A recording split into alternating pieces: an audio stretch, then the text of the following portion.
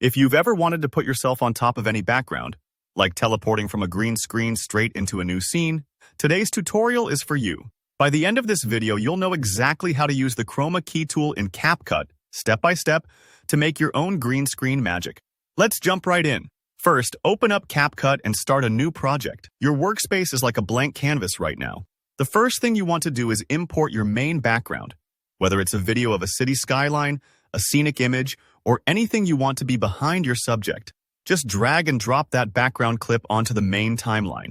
This will be the foundation for your final scene. Next up, it's time to bring in the green screen clip. This is usually footage shot against a solid green background, but blue screens work similarly. On CapCut's mobile app, tap Overlay and add your green screen footage as an overlay layer above your background.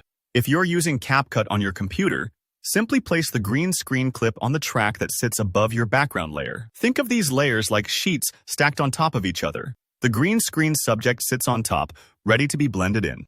Now, let's get to the heart of Chroma keying. Make sure your green screen clip is selected on the timeline.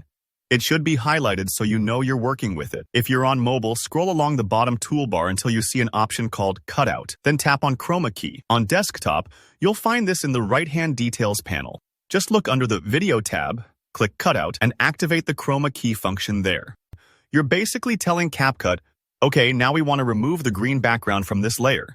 So, how does CapCut know exactly which color to remove?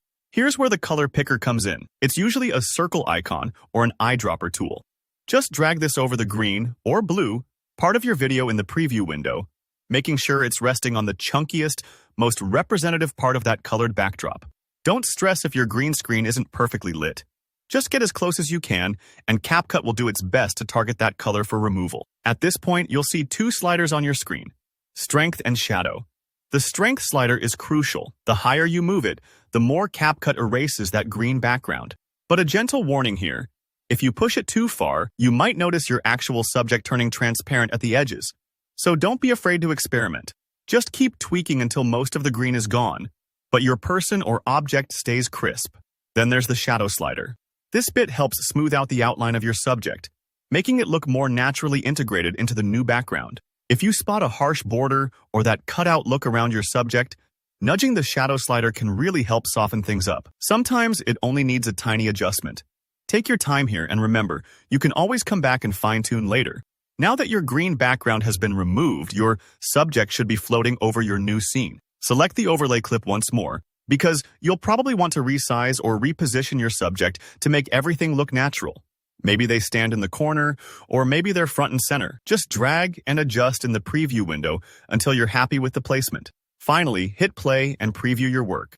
Check for any rough edges or lingering green bits. If you spot anything off, you can always go back and adjust those sliders for strength and shadow until it looks clean and professional. Remember, every video is a bit different, so don't worry if it takes a few tries to get the effect just right. And that's it. You've mastered Chroma key in CapCut. If you found this guide helpful, don't forget to give the video a thumbs up and let me know in the comments if you have any questions or need extra tips. Be sure to subscribe to the channel for more easy-to-follow tutorials like this. Thanks for watching, and I'll see you in the next video.